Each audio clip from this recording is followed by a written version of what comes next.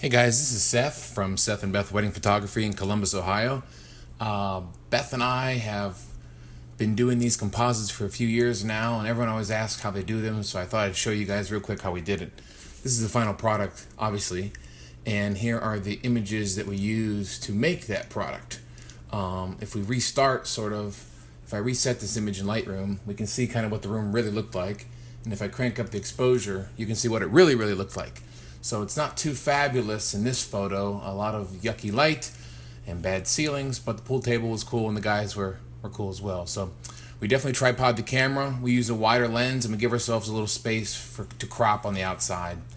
So yeah, we tuned it down to something like this in post, and you can see me running around. Beth is behind the camera. You can see my arm here as where I would be. So we took pictures of the first guy, took a photo of the second guy with the Magmod right on it, and you can see the light sort of spilling down.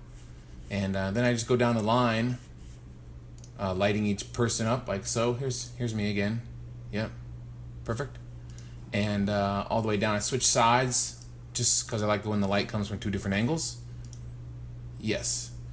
And then let me go back here a little bit. If I just reset this image and darken it down a bit, I'm going to show you how we do the edit in Photoshop. So I usually take a brush. Once I have this here, I usually take a brush and brush in my subject a little bit, and I like cool environmental things like these lights. I like these. So I might take a second brush to highlight this guy. This is going to be real sloppy because it's kind of fast, but this is the gist, right? I would also maybe go around and clean up around where I don't want, the light to spill around. Yeah, okay, I'm going to do this one real quick. Let me go back down here, and maybe this is where we started, I hope. Let's see. No. Is this where we started? Yes. Okay, cool.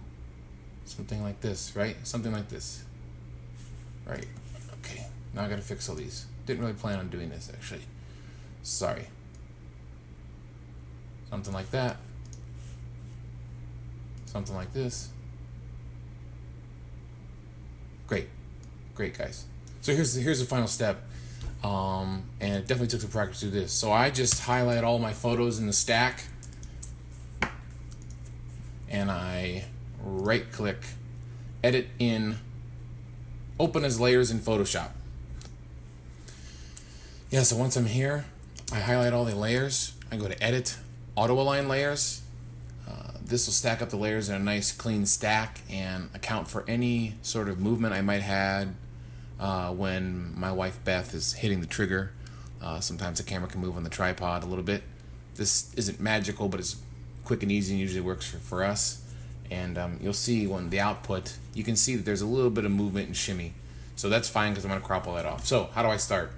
I highlight the first layer, I click my erase button. You could also probably make a mask if you wanted to make this a little easier, but for this tutorial I'll do it quickly. So once I have the first layer, you can see underneath is my second layer.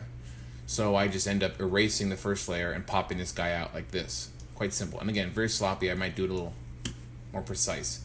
Then I would merge down and do the same thing over again. Here's my third guy. So I go into my merge layer and just erase, and here comes this guy. Merge down. Do it again with the groom.